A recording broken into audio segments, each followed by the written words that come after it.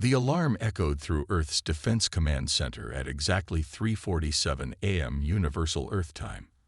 Admiral James Walker had just taken a sip of his coffee when the massive screens lit up with hundreds of unknown objects emerging from what appeared to be wormholes near Jupiter's orbit. "Report," he commanded, setting down his cup with practiced calm.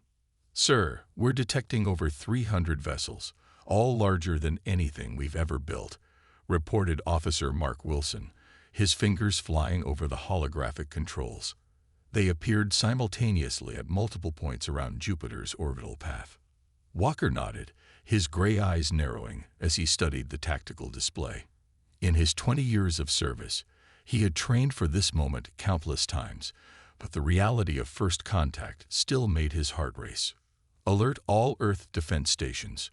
Wake up every government official. But do not, I repeat, do not show any aggressive response," he ordered. The last thing they needed was to start an interstellar war due to a misunderstanding. Within minutes, the command center filled with military personnel and civilian officials. The room buzzed with tension as they tracked the alien fleet's slow advance toward Earth. Their formation was precise, military-like, suggesting this was no peaceful exploration fleet. "Admiral, they're broadcasting on all frequencies," announced Communications Chief Rita Brown. "The signal is being automatically translated by our AI systems." Walker straightened his uniform. "Put it through." The main screen flickered, revealing a tall humanoid figure with metallic-looking skin and glowing purple eyes. When it spoke, its voice carried an artificial smoothness that made Walker's skin crawl. "People of Earth, I am High Commander Dex of the Galactic Imperial Fleet. Your planet has been monitored for the past 50 of your years. The Empire has deemed you sufficiently advanced to join our civilization. Surrender your autonomy and accept Imperial rule. Resistance is unnecessary and will only result in needless destruction." The room fell silent. Walker exchanged glances with General Thompson, who had just arrived.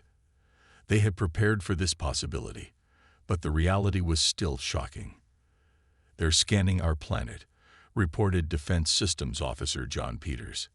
"Our outer defense grid is still hidden. They haven't detected our orbital platforms or the lunar bases." Walker allowed himself a small smile. Earth wasn't the primitive planet the Empire thought it was. After finding that crashed alien ship in the Arctic in 2047, humanity had made incredible technological leaps. They had reversed engineered the technology while adding their own innovations, all while maintaining the appearance of a much less advanced civilization. "Sir," called out Rita, "the United Earth Council is assembling. They're requesting your presence in the secure chamber." Walker nodded to his second-in-command. "Keep monitoring their movements. Don't power up any defensive systems unless they make an aggressive move." The council chamber was a stark contrast to the bustling command center. 12 people sat around a circular table, representing Earth's unified government. President Laura Chen looked up as Walker entered. "Admiral, your assessment." "Madam President, council members," Walker began, "we're facing an empire that clearly expects us to roll over and submit. They don't know about our true capabilities. Their scans show they're using technology similar to what we found in the crashed ship, but they haven't advanced it the way we have." "Can we fight them?" asked the African Union representative. Walker pulled up a holographic display of Earth's hidden defenses. "We can do more than fight. We can shock them. Our quantum shields are generations ahead of their technology. Our AI integration systems are something they don't appear to have. And our stealth technology is clearly working. They haven't detected any of our real military installations." The room filled with murmurs of discussion. President Chen raised her hand for silence. "The question is not if we can fight, but if we should," she said. "This could be the beginning of a long and costly conflict." Walker stood straight, his voice firm. "Madam President, members of the Council, humanity has never bowed to tyrants. We didn't do it when they came with swords and shields. We didn't do it when they came with guns and tanks. And I suggest we don't do it when they come in spaceships." The council members looked at each other, a silent agreement passing between them. "Very well," President Chen declared. "Admiral Walker, you have authorization to implement Defense Protocol Alpha. Let's show this empire that Earth isn't some helpless planet ready for conquest." As Walker walked back to the command center, he could feel the weight of history on his shoulders. Humanity's first interstellar war was about to begin, and he would make sure Earth's opening move would be one the Empire would never forget. High Commander Dex of the Imperial Fleet stood on his bridge, waiting for Earth's surrender message. His metallic fingers tapped impatiently on the command console. After 3 hours, the communications officer finally announced an incoming transmission. The main screen lit up, showing President Chen and Admiral Walker standing side by side. Their faces showed no fear, which confused Dex. "Imperial Commander," President Chen spoke clearly and firmly, "we have received your demand. Earth's response is simple: no." Dex's purple eyes flashed with anger. "You dare refuse the Empire? Your primitive weapons cannot." "We're not finished," Admiral Walker cut in. "Earth is not interested in becoming another slave world. Leave our solar system, or we will remove you." The transmission ended, leaving Dex speechless. In his 300 years of service, no planet had ever been so bold. He turned to his tactical officer, rage burning in his artificial eyes. "Begin the blockade. No ship leaves Earth's orbit. Show them the consequences of defiance." Imperial ships moved into position, creating a web of warships around Earth's orbital paths. Their sensors swept space for any movement, while their weapons pointed toward the blue planet below. In Earth's Defense Command Center, Admiral Walker watched the Imperial ships with a slight smile. "Time to show them our first card," he said to Commander Lisa Reed, his stealth operations expert. "Launch Operation Ghost." Deep beneath the Pacific Ocean, hidden underwater bases activated. 20 small ships, each barely larger than a fighter jet, rose silently from the waves. Their hulls were covered in quantum shifting plates that bent light and energy around them, making them completely invisible to Imperial scanners.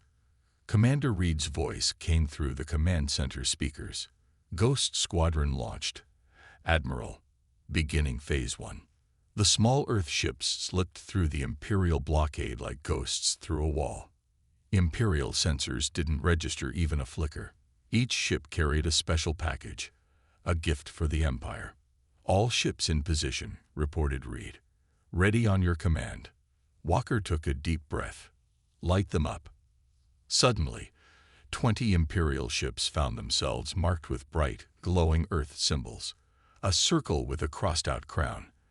The stealth ships had painted them with smart particles that couldn't be removed easily.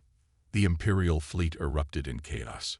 Dex watched in horror as ship after ship reported being marked by an unknown force. Their sensors had detected nothing. "Impossible," he roared. "Search every sector. Find those ships." But Earth wasn't done. Commander Reed's voice came through on all Imperial channels, speaking in perfect Imperial common. "Consider this a warning shot, Commander Dex. We could have planted bombs instead of paint. The next demonstration won't be so harmless." In the command center, Walker received an urgent message from the lunar base. "Sir, Imperial ships are breaking formation. They're trying to establish a wider blockade." "They're scared," Walker noted with satisfaction. "Good. Launch Phase 2. This time, larger ships emerged from hidden bases on Mars. These vessels, while still invisible to Imperial sensors, carried Earth's latest weapons technology. They positioned themselves strategically around the Imperial fleet. Commander Reed's squadron had already returned safely when Walker gave the next order. "Show them our teeth." The Earth ships decloaked for just 3 seconds, long enough to be seen, but not long enough to be targeted. Their size matched the Imperial ships, and their weapons were visibly more advanced. Dex's tactical officer nearly fell from his chair. "Sir, those ships, their weapon signatures are reading higher than our best destroyers." "How?" Dex demanded. "Their planet shows no signs of such technology." In the Earth Defense Command Center, President Chen had joined Walker to watch the Empire's reaction. "Should we show them the planetary shield?" she asked. Walker shook his head. "Not yet, Madam President. Let them worry about what else we might be hiding." Fear is a powerful weapon. The Imperial fleet remained in disarray for hours. Their neat formation was gone, replaced by scattered groups of ships, trying to maintain some semblance of a blockade while watching nervously for Earth's invisible fleet. That evening, Walker received another transmission request from Commander Dex. The Imperial officer's artificial face showed signs of strain. "Perhaps," Dex said carefully, "we should discuss terms." Walker's response was calm but firm. "The only terms we'll discuss involve your immediate departure from our solar system. You have 24 hours to decide." As the transmission ended, Walker turned to his crew. "Prepare all defense systems. Either they leave tomorrow, or we show them exactly why humans have survived every threat we've ever faced." The Empire was about to learn that Earth wasn't just another conquest. It was their biggest mistake. Professor Anna Miller walked through the ancient alien ship's halls, her steps echoing in the frozen chamber. Even after 20 years, the memory of its discovery in the Arctic ice was crystal clear. The date was January 15, 2047, and it had changed everything. "Professor," called out Captain Robert Green, bringing her back to the present crisis. "The Empire is requesting information about the ship. Their scans finally found it." She smiled. "Let them look. That old wreck taught us everything we needed to know about their technology. We've gone far beyond it now." In orbit, Commander Dex's flagship had positioned itself directly above the Arctic excavation site. His science officers were excitedly reporting their findings. "Sir, it's one of our old scout ships. Class 3 Explorer, lost over 300 years ago," the lead scientist reported. "These humans must have found it, and wait." His voice trailed off in confusion. "What is it?" Dex demanded. "The technology in this ship, it's completely outdated. If this is all they had to study, there's no way they could have developed the capabilities we've seen." Dex slammed his metallic fist on his command chair. "Scan everything. Find their research centers, their factories, their military bases." But Earth had been preparing for this moment for decades. Every major technological facility was hidden either underground, underwater, or in plain sight disguised as something else. In the Earth Defense Command Center, Admiral Walker watched the Imperial scans bounce harmlessly off their quantum shields. The shields themselves were invisible, protecting Earth's secrets while appearing to allow full scanning. "Sir," Officer Wilson called out, "the Empire is launching probe droids. Hundreds of them." Walker nodded to Professor Miller, who had just arrived from the Arctic base. "Time to show them why you don't underestimate human ingenuity." Miller pressed her hand against a biometric scanner. Initiating protocol reveal. Phase 1. Across Earth, hidden facilities began powering up. Not the fake ones the Empire could see, but the real ones. Massive underground complexes, underwater cities, and bases built inside mountains hummed with energy. In his flagship, Dex watched in disbelief as his sensors suddenly detected new energy signatures everywhere. The readings were impossible. Technology far more advanced than what the Empire currently possessed. "How?" he whispered. "How did they hide all this?" The answer came in the form of a transmission from Professor Miller herself. "Commander Dex, allow me to give you a history lesson. When we found your scout ship, we didn't just copy your technology. We improved it. Your quantum drives. We made them twice as efficient. Your energy weapons. We discovered 3 new ways to amplify them. Your hull materials. We created something better." She paused, letting her words sink in. "You see, Commander, humans have something your Empire seems to have forgotten. Creativity. We don't just use technology. We make it better." To demonstrate her point, the quantum shields around Earth briefly became visible. A shimmering, iridescent barrier that made the planet look like it was wrapped in a rainbow. The shield's energy readings made the Imperial scientists' instruments overload. "Impossible," Dex shouted. "No planetary shield can be that powerful." Walker took over the transmission. "That's just one of our improvements, Commander. Would you like to see what we did with your weapon systems?" As if on cue, a small Earth defense platform decloaked near one of the Imperial heavy cruisers. It fired a single shot, not at the cruiser, but at an empty area of space. The energy beam curved around in a controlled arc, demonstrating precision control that the Empire had never achieved. "Full retreat," Dex ordered, his artificial voice cracking with fear. "All ships, fall back to." "Not so fast," Walker interrupted. "You came here demanding our surrender. Now you'll watch the full demonstration." Earth's true defense fleet emerged from their hidden docks, ships that combined Imperial technology with human innovation. Vessels that were smaller but more powerful, faster but better armored, fewer in number but far more advanced. Professor Miller smiled as she watched the Imperial ships frantically back away. "You know what the funny thing is, Commander? That old scout ship we found. We keep it on display as a reminder. A reminder that no matter how advanced a civilization becomes, there's always room for improvement. That's the human way."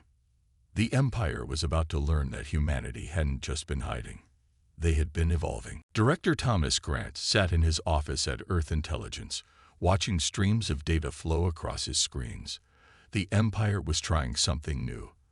They were studying human history. "Sir," his AI assistant reported, "they're focusing on Earth's military conflicts. World Wars I and II, specifically." Grant smiled grimly. They're about to learn why attacking Earth was their biggest mistake. On the Imperial flagship, Commander Dex and his analysts were watching historical footage with growing horror.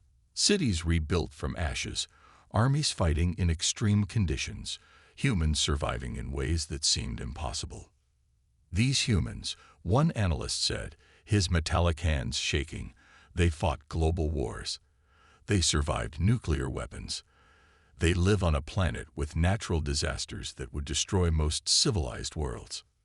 Dex's purple eyes dimmed as he processed this information. "You mean?" "Yes, sir. Earth is what the Empire classifies as a death world. Its gravity is higher than 80% of inhabited planets. Its weather systems are extremely volatile. Its wildlife is aggressive. And yet, humans not only survived but thrived." In the Earth Defense Command Center, Admiral Walker received an urgent message from Director Grant. "They figured it out, Admiral. The Empire now knows what we are." Walker nodded to his communications officer. "Perfect timing. Launch Operation Scattered Stars." Across the solar system, hundreds of small Earth ships suddenly appeared from their hiding places behind asteroids, inside gas giant storms, and beneath the surfaces of various moons. Each ship was fully automated, controlled by Earth's advanced AI systems. "Sir," an Imperial officer called out to Dex, "Earth vessels are appearing everywhere. They're targeting our supply lines." Dex watched in dismay as the small Earth ships began precise attacks on Imperial supply vessels. They moved in ways that seemed impossible, adjusting to Imperial tactics faster than any organic pilot could. "How are they flying like that?" he demanded. The answer came from Admiral Walker himself, who opened a channel to all Imperial ships. "You're not fighting against human pilots, Commander. You're fighting our AI partners. Unlike your Empire, we don't fear artificial intelligence. We work with them, learn from them, and they fight alongside us." To demonstrate his point, a squad of Earth's AI-controlled ships performed a complex attack pattern that broke through Imperial defenses like they weren't even there. The Empire's ships couldn't predict or counter their movements. In Earth Intelligence, Director Grant turned to his AI assistant. "Show them what happens when you threaten our home." The AI systems coordinating Earth's defense suddenly shifted tactics. They began using the Empire's own communication channels against them, broadcasting scenes from human history, not of wars, but of recovery. Cities rising from rubble, nations rebuilding, people helping each other after disasters. You see, Commander, Grant's voice echoed through the Imperial fleet. Humans don't just survive. We rebuild. We adapt. We overcome. Every disaster, every war, every challenge has made us stronger. On his flagship, Dex watched as more Imperial supply ships were disabled by Earth's AI fleet. His own ships were struggling to maintain formation, overwhelmed by tactics they couldn't understand or counter. "Sir," his tactical officer reported, "Earth ships are now appearing in Imperial territory, far beyond this system. They're hitting our supply bases, communication centers, and fleet yards." Dex's artificial face showed real fear for the first time. How did they get past our border defenses? Walker's voice came through again, calm and confident. "We've been preparing for this moment for decades, Commander. Those supply bases you thought were secure, we mapped them years ago. Those communication centers, we've been listening in since we found that scout ship, your fleet yards. We have ships that have been hiding there, waiting for this signal." The Imperial fleet watched in stunned silence as reports flooded in from across their territory. Earth wasn't just defending its solar system, it was striking back at the heart of the Empire. "You made 3 crucial mistakes, Commander," Walker continued. "First, you assumed we were primitive. Second, you threatened our home. And third, you gave us time to prepare." As if to emphasize his point, another wave of Earth ships appeared, these ones crewed by humans. They moved in perfect coordination with the AI fleet, demonstrating the true strength of Earth's forces, the combination of human creativity and artificial intelligence. The Empire was learning a harsh lesson. Never underestimate a species that evolved on a death world. The main screen in Earth's Defense Command Center showed hundreds of green dots moving in perfect formation. Each dot represented an Earth ship working in harmony with its AI partner. Admiral Walker watched as they systematically took apart the Imperial fleet's defenses. "Sir," Officer Wilson reported, "the Empire is trying to adapt to our AI tactics. They're attempting to copy our attack patterns." Walker smiled. "Let them try. Show them why our partnership with AIs makes us different." In space, the Imperial ships had formed new defensive positions, attempting to mirror Earth's tactics, but they were fighting against something they didn't understand: true human-AI cooperation. On his flagship, Commander Dex watched in frustration as his copy tactics failed again and again. "Why isn't this working? We're using their own strategies." His tactical officer, looking at the battle data, finally understood. "Sir, they're ships. They're not just following patterns. They're thinking. Each Earth vessel is adapting differently. We copy one tactic, they create 5 new ones." Inside one of Earth's lead ships, Captain Mary West worked seamlessly with her AI partner, Atlas. Their minds were linked through Earth's neural interface system, sharing thoughts and strategies at the speed of light. "Atlas, they're trying to predict our next move," West thought to her AI companion. "Indeed." Atlas responded instantly. "Shall we show them why that's impossible?" West grinned. "All ships, execute Maneuver Delta 7. But everyone, make it your own." What happened next stunned the Imperial fleet. 40 Earth ships performed the same basic maneuver, but each one did it differently. Some spun while firing, others dropped decoys, and still others used the solar winds in unique ways. No 2 ships moved exactly alike. In the command center, Professor Miller explained to the gathered officials, "This is why the Empire can't copy our tactics. Our eyes aren't just programs following orders. They're partners who learn, adapt, and create alongside their human operators. Each human eye pair develops their own style." The Empire's attempts to counter Earth's forces became increasingly desperate. They launched waves of automated drones, trying to overwhelm Earth's defenses with numbers. "Amateur move," Walker commented. He opened a channel to Commander West. "Captain, show them how we deal with swarm tactics."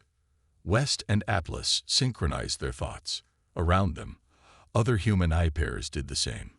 The Earth ships began moving in what looked like chaos, but was actually a complex dance. Each movement was calculated to draw the Imperial drones into carefully planned kill zones. Now, West and Atlas fought simultaneously. Earth's ships activated their gravity pulse weapons, technology reverse-engineered from the Imperial scout ship, but enhanced by human innovation. The pulses caught the drone swarms and crushed them into balls of compressed metal. On the Imperial flagship, Dex received increasingly alarming reports. His fleet had lost a third of its ships. Supply lines were in chaos. Every counterattack failed before it even began. "Sir," his science officer reported, "we're detecting something strange. They're AI systems. They're evolving during the battle. Each engagement makes them stronger." In Earth's Defense Command Center, the AI network core glowed with activity. Thousands of AI systems shared battle data, learned from each experience, and developed new strategies in real time. But unlike the Empire's fears of AI rebellion, these artificial intelligences worked in perfect harmony with their human partners. "This is what the Empire never understood," Professor Miller said to Walker. "They tried to control AI, to limit it. We chose to work with it, to grow together. Our AIs don't want to replace us. They want to help us reach our full potential." As if to prove her point, the battle took another turn. Earth's ships began using tactics that combined human intuition with AI precision. They used solar flares as cover, asteroid fields as weapons, and even turned the Empire's own communication signals into targeting beacons. "All ships report status," Walker called out. One by one, Earth's captains responded, their voices mixed with their AI partners' digital signatures. Each report showed minimal damage and maximum combat effectiveness. "Send the message," Walker ordered. Across all frequencies, Earth broadcast its message to the Empire. "Your strategies are outdated. Your technology is obsolete. Your understanding of life itself is flawed. Withdraw now, or face the full consequences of your mistake." The Empire was learning another crucial lesson. When humans and AI work together as equals, their potential knows no bounds. Admiral Walker watched the incoming transmissions with growing interest. They weren't from the Imperial fleet still hovering at the edge of the solar system. These messages came from much further away, from worlds under Imperial control. "Sir," Communications Chief Rita Brown reported, "we're receiving requests for help from 17 different Imperial worlds. They've seen our broadcasts of the battle." Director Grant, who had just arrived from Earth Intelligence, nodded in satisfaction. "Our plan worked. Every move we made against the Empire was transmitted across their own networks. Every colony world saw how we fought back." On the planet Kepler 186f, a former Imperial mining world, the local governor watched Earth's battles with hope in his 4 eyes. His people had suffered under Imperial rule for centuries. Now, for the first time, they saw a way out. Back in Earth's solar system, Commander Dex received the news that would end his career, or possibly his life. "Sir," his communications officer reported, trembling, "we're receiving reports of uprising on multiple worlds. They're asking Earth for protection." Dex's metallic face couldn't show emotion, but his voice shook with rage and fear. "This is impossible. No single world has ever caused such chaos in the Empire." "That's where you're wrong." Admiral Walker's voice came through on all channels. "We're not just fighting for ourselves. We're fighting for every world that wants to be free." In the Earth Defense Command Center, President Chen and the United Earth Council made a historic decision. "Send the message to all requesting worlds," she ordered. "Earth accepts their calls for help. The Free Systems Alliance is now active." Walker turned to his fleet commanders. "Initiate Operation Breakaway. All ships with diplomatic teams. Move out." Across the galaxy, Earth's hidden ships revealed themselves near Imperial worlds that had requested aid. These vessels carried not just weapons, but hope. Human diplomats ready to help organize new governments, AI systems to help rebuild infrastructure, and promises of protection against Imperial retaliation. On his flagship, Dex watched his empire crumble. "Order all forces to suppress these rebellions," he commanded. "Sir," his tactical officer replied quietly, "3 Imperial battle groups have already declined that order. They're declaring support for the rebels." The Empire's own military was fracturing. Ships that had seen Earth's broadcast began questioning their loyalties. Why serve an empire that feared progress? Why fight for rulers who suppressed their own people's advancement? In Earth's diplomatic chamber, Admiral Walker met with representatives from the rebelling worlds.